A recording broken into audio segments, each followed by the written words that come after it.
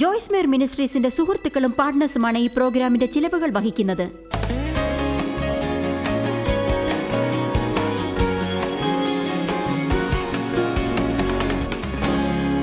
നമ്മൾ ചില കാര്യങ്ങളിൽ നിന്ന് മാറിപ്പോകേണ്ടതായ സന്ദർഭങ്ങളുണ്ടാവും. ചില കാര്യങ്ങളിൽ നിന്ന് കഴിയുന്നത്ര വേഗത്തിൽ നാം ഓടിയകലേണ്ടിയും വരും. എന്നാൽ അത് നമ്മുടെ തീരുമാനമനുസരിച്ചായിരിക്കരുത്, ദൈവം നമ്മോട് പറഞ്ഞതുകൊണ്ടായിരിക്കണം. എന്നാൽ നാം തുടരണം എന്ന് ദൈവം ആഗ്രഹിക്കുന്ന സ്ഥലങ്ങളിൽ നിന്നും നാം ഓടുന്നു, എന്നിട്ട് നമ്മൾ വിട്ടുപോകണം എന്ന് ദൈവം ആഗ്രഹിക്കുന്ന സ്ഥലത്ത് തുടരുന്നു. ആരെങ്കിലും ഒരു ആമേൻ പറയാമോ? ദൈവമേ, ഇനി എൻ്റെ ഭർത്താവിനോട് യോജിച്ചു പോകാൻ എനിക്ക് സാധിക്കുകയില്ല, ഞാൻ ഇവിടെ നിന്ന് പോവുകയാണ്.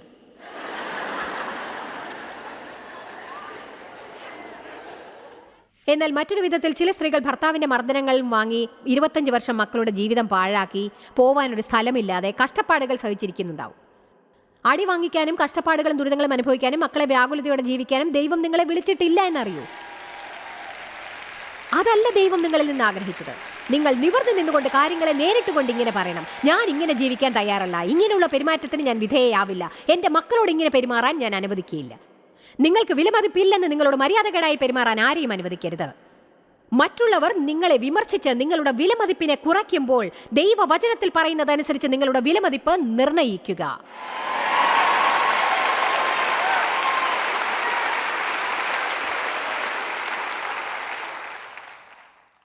ദേവ് എൻ്റെ കൂടെയുള്ള ജീവിതത്തിൽ നിന്ന് ഓടിപ്പോയില്ലെന്നതിൽ ഞാൻ സന്തോഷിക്കുന്നു. എന്നെ വിശ്വസിക്കൂ, അങ്ങനെയുള്ള പരിതസ്ഥിതിയിൽ നിന്ന് ഞാൻ ഓടിപ്പോകുമായിരുന്നു.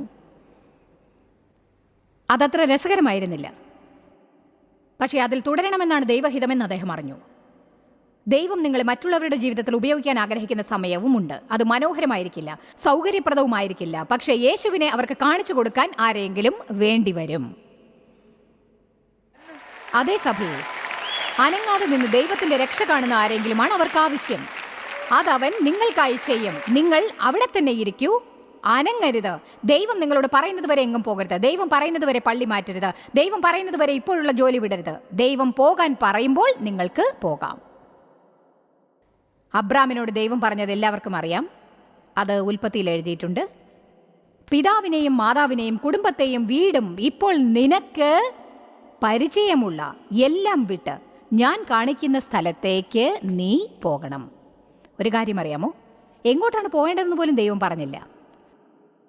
ഒരു സൂചന പോലും കൊടുത്തിട്ടുണ്ടായിരുന്നില്ല. ദൈവം പറഞ്ഞു, പോ. എന്തുകൊണ്ടാണ് അബ്രാം അങ്ങനെ ചെയ്യണമെന്ന് ദൈവം പറഞ്ഞത്? അബ്രാം ദൈവത്തെ അനുസരിക്കുന്നുണ്ടോ എന്നറിയുന്നതിനേക്കാൾ ഉപരിയായിരുന്നു അത്. അയാളുടെ കുടുംബം വിഗ്രഹാരാധകരായിരുന്നു. ദൈവത്തിന് അയാളുടെ ജീവിതത്തിൽ ഒരു പ്ലാൻ ഉണ്ടായിരുന്നു. അവരിൽ നിന്ന് അയാളെ വേർപെടുത്താൻ ദൈവം ആഗ്രഹിച്ചു. കാരണം അവർ അയാളിൽ സ്വാധീനം ചെലുത്തിയിരുന്നു. ഞാൻ ഒരു കാര്യം പറയട്ടെ, മിക്കവാറും ക്രിസ്ത്യാനികൾ ദൈവത്തോടത്തുള്ള നടത്തത്തെ നശിപ്പിക്കുന്നു, ബലഹീനമാക്കുന്നു, വെള്ളമൊഴിക്കാതാക്കുന്നു. അതിന് കാരണം അവരുടെ കൂടെയുള്ള ജനങ്ങളാണ്. അവർക്ക് കൂട്ടുകാരുണ്ട്. ദൈവഭയമില്ലാത്ത അവരുടെ കൂടെയാണ് അവർ സമയം ചിലവാക്കുന്നത്. അതവരെ നിരുത്സാഹപ്പെടുത്താനേ വകയുള്ളൂ. എന്നിട്ട് തിരിച്ചു കിട്ടാത്തവണ്ണം ഓരോ ഔൺസ് വിശ്വാസത്തെയും അവർ ഊറ്റിയെടുക്കുന്നു. ഞാൻ നിങ്ങളോട് പറയുന്നു, നിങ്ങൾക്കുള്ള കൂട്ടുകാരുമായുള്ള ചങ്ങാത്തം ഉപേക്ഷിക്കണമെന്ന് ദൈവം നിങ്ങളോട് പറയുകയാണെങ്കിൽ, അത് നിങ്ങളുടെ ബന്ധുക്കളിൽ ഒരാളായിരുന്നാൽ പോലും, നിങ്ങളുടെ പുറകിൽ ഒളിച്ചിരിക്കുന്ന ഒരാളായാലും, അവർക്ക് നിങ്ങളുടെ മേൽ അതിയായ സ്വാധീനമുണ്ടെന്ന് മനസ്സിലാക്കുക. ചിലപ്പോൾ പൊതുസ്ഥലങ്ങളിൽ ചിലരോടൊത്ത് നിങ്ങൾക്ക് സമയം ചിലവാക്കേണ്ടി വന്നേക്കാം. പക്ഷേ എപ്പോഴും അവരോട് കൂടെ തന്നെ ഇരിക്കാൻ നിങ്ങൾ കാരണങ്ങൾ ഉണ്ടാക്കരുത്. ഞാൻ പറയുന്നത് ആർക്കെങ്കിലും മനസ്സിലായോ? ദൈവം എന്നോട് പറഞ്ഞപ്പോൾ അത് വേണ്ടെന്ന് പറഞ്ഞവരിൽ നിന്ന് ഞാൻ ഒഴിഞ്ഞു. കാരണം ആരും എന്നെ വിശ്വസിച്ചില്ല. എൻ്റെ ഭർത്താവ് എന്നെ വിശ്വസിച്ചു. എന്നെ വിശ്വസിച്ച ഒരു സുഹൃത്തിനെ ഞാൻ ഇന്നും ഓർക്കുന്നുണ്ട്. ജനങ്ങൾ എന്നെ നോക്കി ചിരിച്ചു. എനിക്ക് ഭ്രാന്താണെന്ന് ജനങ്ങൾ കരുതി. ഞങ്ങളുടെ സഭ വിടാൻ ദൈവം പറഞ്ഞു. ഞങ്ങൾക്ക് സുഹൃത്തുക്കൾ നഷ്ടപ്പെട്ടു. പാർട്ടികൾക്കൊന്നും ഞങ്ങളെ ആരും വിളിക്കാതായി. ദൈവം എന്നോട് പറഞ്ഞതാണെന്ന് തോന്നി ഒരു കാര്യം ഞാൻ ചെയ്യുകയായിരുന്നു. എനിക്കൊന്നും മനസ്സിലായില്ല. ഞാൻ കരുതി അതെനിക്ക് ശരിക്കും വളരെ ആശയക്കുഴപ്പമുണ്ടാക്കിയ ഒരു സമയമായിരുന്നു. എനിക്ക് സംഭവിച്ച കാര്യങ്ങളിൽ ഏറ്റവും നല്ല കാര്യങ്ങളിൽ ഒന്നായിരുന്നു അത്. കാരണം ഞാൻ ഒരു കാര്യം പറയാം, നിങ്ങൾക്ക് മറ്റാരും ഇല്ലാത്തപ്പോൾ ദൈവത്തെ നന്നായി മനസ്സിലാക്കാൻ സാധിക്കും.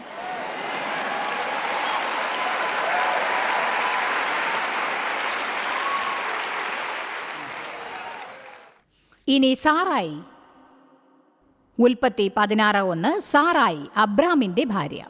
അവന് കുട്ടികളെ പ്രസവിച്ചില്ല. ദൈവം അവരുടേതായ ഒരു കുഞ്ഞിനെ വാഗ്ദാനം ചെയ്തിരുന്നു. ദൈവം അവർക്ക് വാക്ക് നൽകിയിരുന്നു. പക്ഷേ ദൈവം അത് പ്രവർത്തിച്ചിട്ടുണ്ടായിരുന്നില്ല. അവർക്ക് കാത്തിരുന്നും മടുത്തു. അവൾക്ക് ഹാഗാർ എന്നു പേരുള്ള ഒരു മിസ്രയീമ്യ ദാസിയുണ്ടായിരുന്നു. സാറായി അബ്രാമിനോട് പറഞ്ഞു, ഇത് കണ്ടില്ലേ, അവൾക്കൊരു പുതിയ ഐഡിയ കിട്ടി. നിങ്ങൾക്ക് അങ്ങനെയുള്ള ഐഡിയകൾ കിട്ടിയിട്ടുണ്ടോ? ദൈവത്തിനായി കാത്തിരുന്ന് മുഷിയുമ്പോൾ നിങ്ങൾ ചിന്തിക്കും, ദൈവം എന്ത് ചെയ്യണമെന്ന് പറയുന്നുവെന്ന് എനിക്കറിയാം. സാറായി എബ്രാമിനോട് പറഞ്ഞു, ഞാൻ പ്രസവിക്കാതിരിക്കാൻ യഹോവ എൻ്റെ ഗർഭം അടച്ചിരിക്കുന്നുവല്ലോ. ഞാൻ ഒരു കാര്യം പറയട്ടെ, നിങ്ങൾ എൻ്റെ ദാസിയുടെ അടുക്കൽ പോയി ശയിക്കാം. എത്ര പേർക്ക് ഒരു കാര്യം ചെയ്യുന്നതിന് മുൻപ് തന്നെ അത് മണ്ടത്തരമാണെന്ന് തോന്നിയിട്ടുണ്ട്?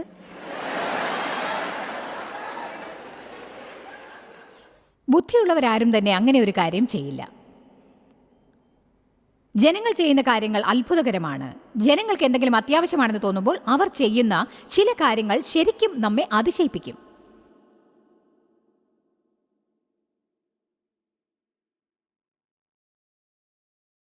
ഏതൊരു കാര്യത്തിനും അതിമോഹവും ഉണ്ട് എന്ന് നിങ്ങൾക്കറിയാമോ? അതിമോഹം ലൈംഗിക പാപത്തിന് മാത്രമല്ല തോന്നിപ്പിക്കുക, മിനിസ്ട്രിയുടെ കാര്യത്തിലും അതിമോഹം ഉണ്ടാവാം. ഒരു വർഷിപ്പ് ലീഡർ ആവണമെന്ന് അതിമോഹം ഉണ്ടാവാം. ഒരു വീടോ കാറോ സ്ഥാനമോ ഒരു നിശ്ചിത ഗ്രൂപ്പിൻ്റെ അംഗത്വമോ ഉണ്ടാവണമെന്ന് അതിമോഹം ഉണ്ടാവാം. നമ്മുടെ ജീവിതത്തിൽ എപ്പോഴാണ് അതിമോഹം കയറി വരിക എന്ന് ആർക്കും പറയാൻ സാധിക്കുകയില്ല. നമുക്കൊരു കാര്യം കിട്ടിയേ തീരുവെങ്കിൽ അത് കിട്ടുന്നത് വരെ നമുക്ക് സന്തോഷിക്കാനാവില്ല.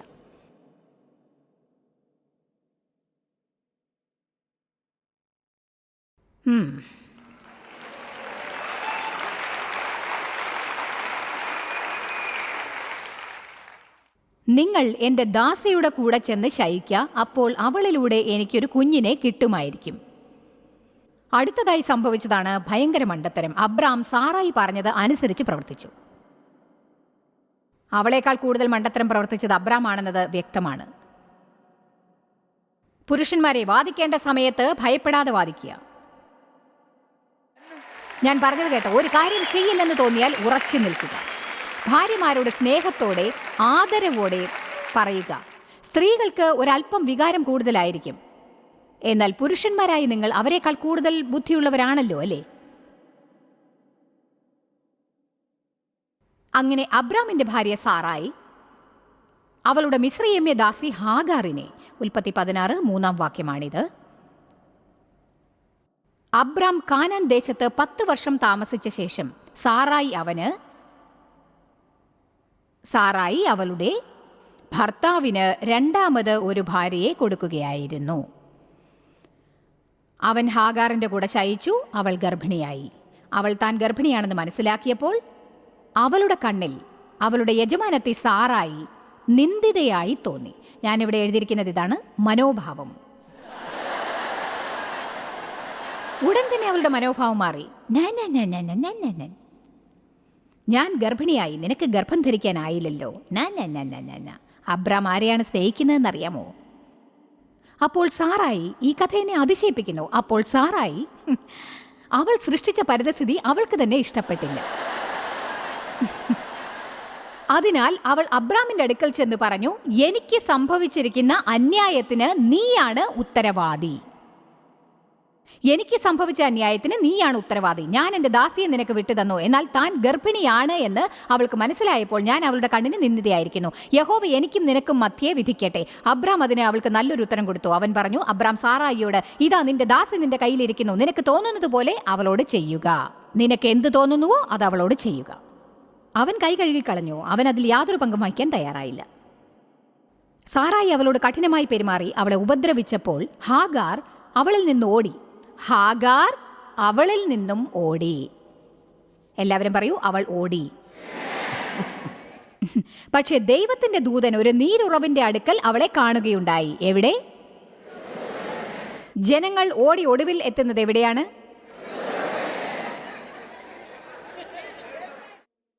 ഇതുപോലെ ഇനിയും കുറെ എനിക്ക് കാണിക്കാനാവും. ഇത് കണ്ടപ്പോൾ ഞാൻ അത്ഭുതപ്പെട്ടു. ആരെങ്കിലും ഏതെങ്കിലും പരിതസ്ഥിതിയിൽ നിന്ന് ഓടുമ്പോൾ ഒടുവിൽ എത്തിച്ചേരുന്നത് മരുഭൂമിയിലായിരിക്കും. നിങ്ങൾക്ക് ജീവകാലമെല്ലാം മരുഭൂമിയിൽ ജീവിക്കണമെന്നുണ്ടെങ്കിൽ എന്തിൽ നിന്നെങ്കിലും ഓടിയാൽ മതി. എന്നാൽ മരുഭൂമിയിൽ നിന്ന് പുറത്തു കടന്ന് നിങ്ങൾക്ക് വാഗ്ദത്ത ദേശത്ത് ജീവിക്കണമെങ്കിൽ നിങ്ങൾ പ്രശ്നങ്ങളെ നേരിടാൻ ആരംഭിക്കണം. പിന്നെ യഹോവയുടെ ദൂതൻ മരുഭൂമിയിൽ ഒരു നീരുറവിന്റെ അരികെ, സൂര്യന് പോകുന്ന വഴിയിലെ നീരുറവിന്റെ അരികിൽ അവളെ കണ്ട് ചോദിച്ചു, ഹാഗാർ, സാറായിയുടെ ദാസിയെ, നീ എവിടെ നിന്നാണ് വരുന്നത്? ഇപ്പോൾ നീ എങ്ങോട്ടാണ് പോകുന്നത്? നിങ്ങൾക്കൊരു കാര്യം അറിയാമോ? നമ്മൾ ഓടുന്ന സമയത്ത് നമ്മൾ എന്താണ് ചെയ്യുന്നതെന്ന് അറിയാതെ പോകും. അവൾ പറഞ്ഞു, ഞാൻ യജമാനത്തെ സാറായിയെ വിട്ട് ഓടിപ്പോകുന്നു. അപ്പോൾ യഹോവയുടെ ദൂതൻ അവളോട്, നീ പോയി നിന്റെ യജമാനത്തിക്ക് കീഴടങ്ങിയിരിക്കുക എന്നവളോട് കൽപ്പിച്ചു.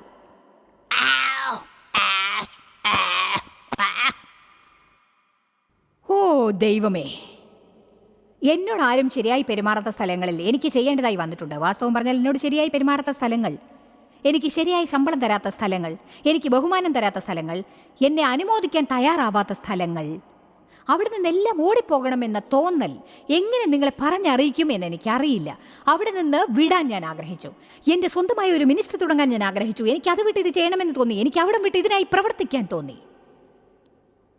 പക്ഷേ ദൈവം പറഞ്ഞു, നീ ഓടരുത്, അവിടെ നിൽക്ക്, എന്നിട്ട് അധികാരികൾക്ക് അടങ്ങിയിരിക്കാൻ പഠിക്ക്. ഞാൻ ഒരു രഹസ്യം പറയട്ടെ, അധികാരത്തിന് കീഴടങ്ങാൻ പഠിക്കുന്നതുവരെ നിങ്ങൾ അധികാരം ഏറ്റെടുക്കാൻ യോഗ്യരാവില്ല.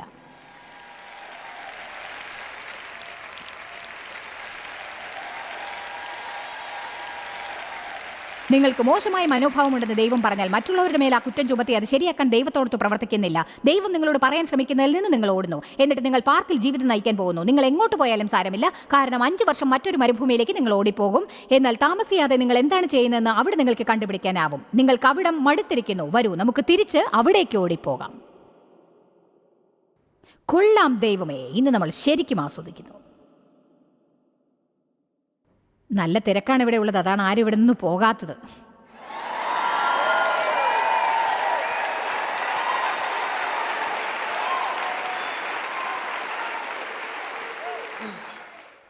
നിന്റെ യജമാനത്തിയുടെ അടുത്തേക്ക് തിരിച്ചുപോയി അവൾക്ക് കീഴടങ്ങി അവിടെ തന്നെ ജീവിക്കൂ. ദൈവമേ, അവൾ എന്നോട് പെരുമാറിയത് നീ കണ്ടില്ലേ? എന്നിട്ടും എന്നോട് അങ്ങോട്ട് തിരിച്ചുപോയി അവളുടെ കൂടെ ജീവിക്കാൻ പറയുന്നോ? ഒന്നിൽ നിന്ന് നിങ്ങൾ ഓടരുത്. ദൈവം പറയുന്നത് വരെ ഓടരുത്. ദൈവം നിങ്ങളോട് പോകാൻ പറയുന്നത് വരെ ഒന്നിൽ നിന്നും ഓടരുത് എന്നാണ് ഞാൻ പറഞ്ഞത്. ആമേൻ. 1 രാജാക്കന്മാർ 19-ാം അധ്യായം. നിങ്ങളിൽ എത്ര പേർക്ക് ഈ സന്ദേശം മനസ്സിലായിരിക്കുന്നു?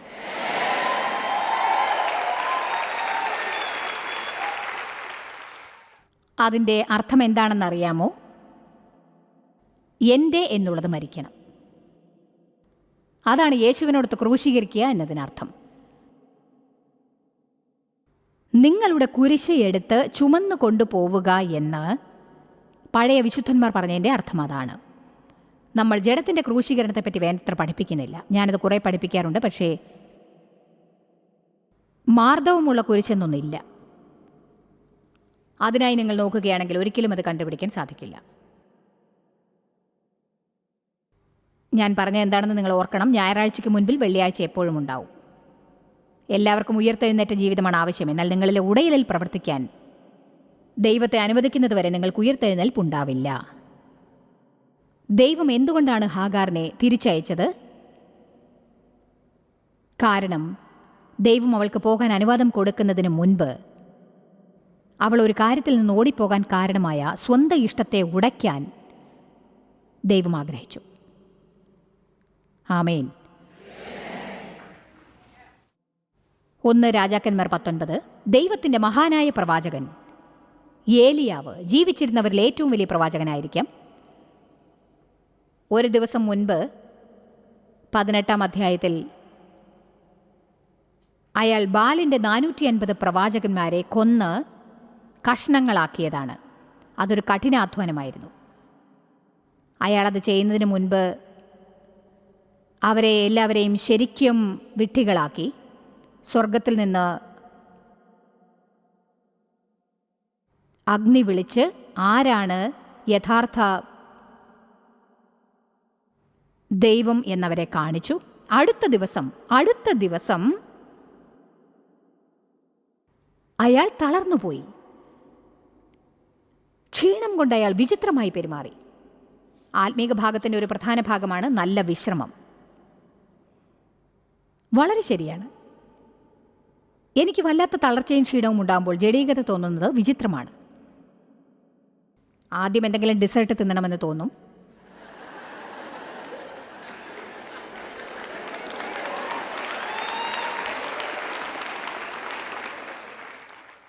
എനിക്ക് നെട്ട് സന്ദേശം പ്രസംഗിക്കാനുണ്ട്, അതിനാൽ കളിതമാശയ്ക്ക് സമയമില്ല.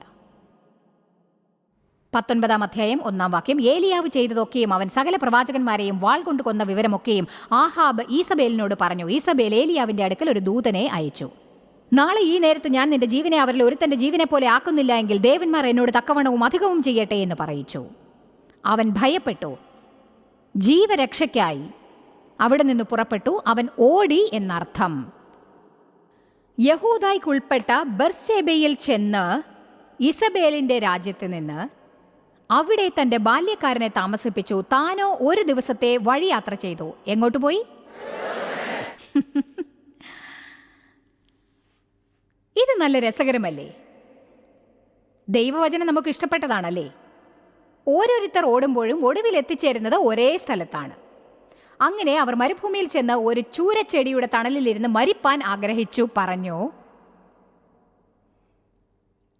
ഇപ്പോൾ യഹോവേ എൻ്റെ പ്രാണനെ എടുക്കണമേ. നീ ഇങ്ങനെയാണ് എന്നോട് പെരുമാറുന്നതെങ്കിൽ ദൈവമേ, ഇവിടെ തന്നെ മരിക്കാനാണ് ഞാൻ ആഗ്രഹിക്കുന്നത്.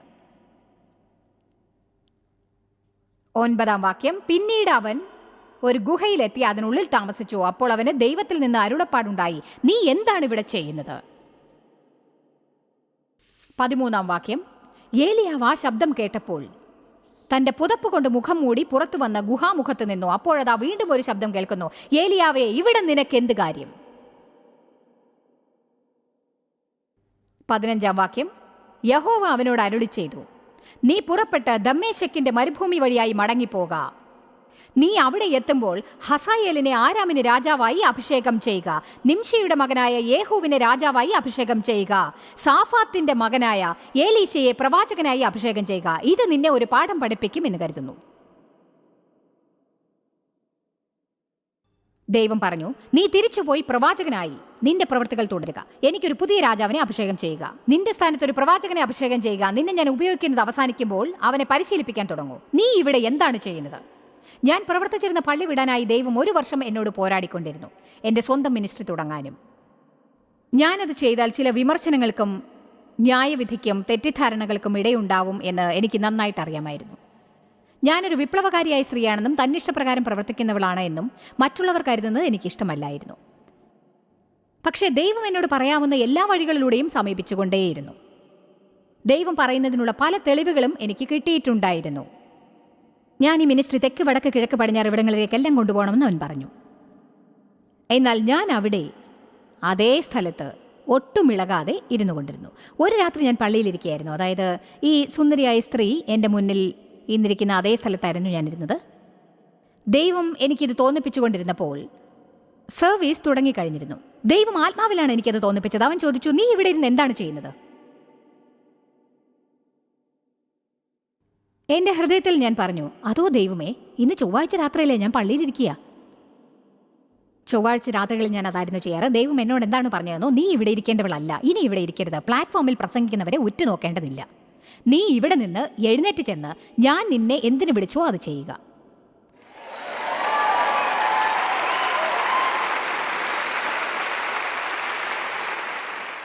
ആ പാസ്റ്ററുമായി എനിക്കിപ്പോഴും വളരെ നല്ല ബന്ധമുണ്ട്. ഞാൻ അദ്ദേഹത്തെ വളരെയധികം സ്നേഹിക്കുന്നു, പ്രശംസിക്കുന്നു, അദ്ദേഹത്തിൻ്റെ ഭാര്യയെയും എനിക്ക് തന്ന അവസരത്തെയും.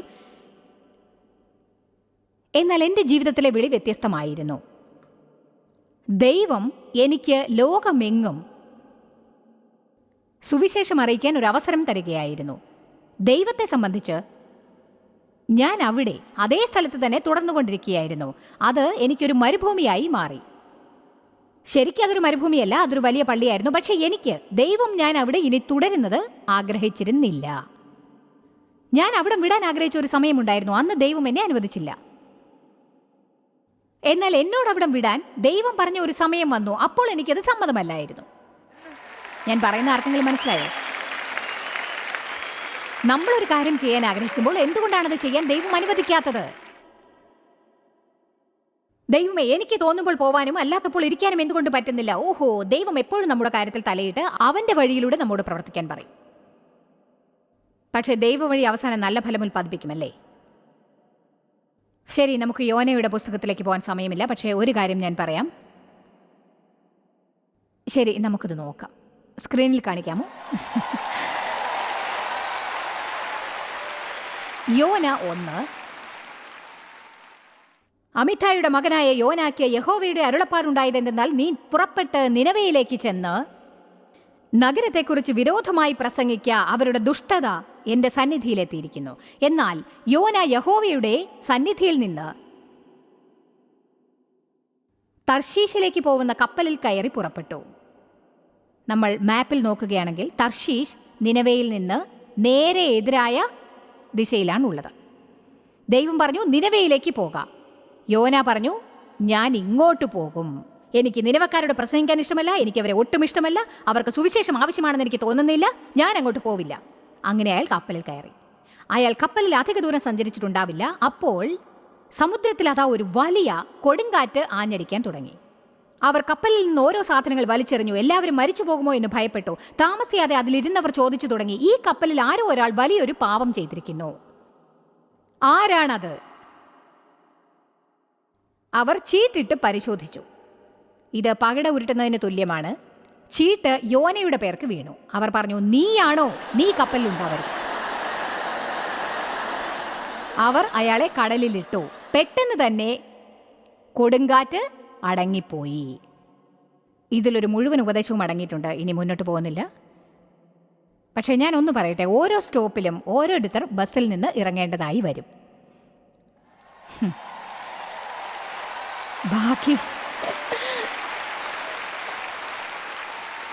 ബാക്കി എന്താണ് ഉണ്ടായതെന്ന് നിങ്ങൾ സ്വയം കണ്ടുപിടിക്കുന്നതാണ് നല്ലത്. ദൈവത്തോടു കൂടെ നടക്കാത്തവരെയും കൂടി നമ്മൾ കൂടെ വലിച്ചു കൊണ്ടുപോകുന്നു. എന്നിട്ട് ദൈവം അവരെ കൈകാര്യം ചെയ്യുന്നു. അവരുടെ ജീവിതത്തിൽ വലിയ പ്രശ്നങ്ങളുണ്ട്. അത് നമ്മുടെ മീതെ കവിഞ്ഞൊഴുകും. എന്താണ് സംഭവിച്ചതെന്ന് കണ്ടുപിടിക്കാനും നമുക്ക് കഴിയില്ല. അനുഗ്രഹീതരായ ചിലരുടെ കൂടെ കൂട്ടുകൂടാൻ ശ്രമിക്കുക.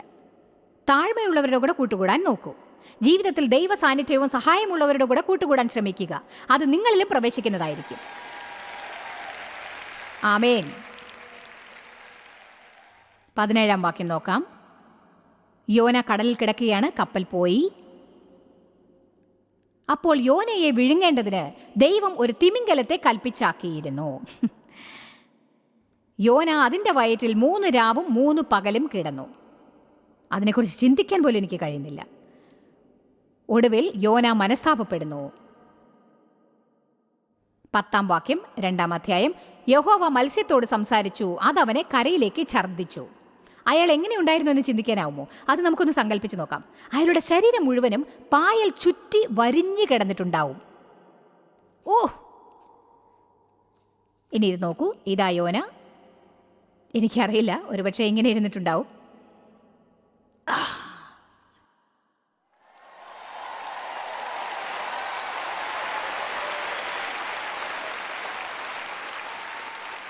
ഇനി ഇത് നോക്കൂ.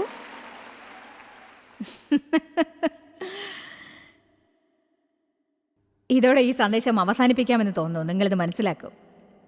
3 അധ്യായം 1 വാക്യം. യോനയ്ക്ക് ദൈവത്തിന്റെ അരുളപ്പാട് 2 പ്രാവശ്യവും ഉണ്ടായി. യോനെ, നീ എഴുന്നേറ്റ് നിനവേക്ക് പോക.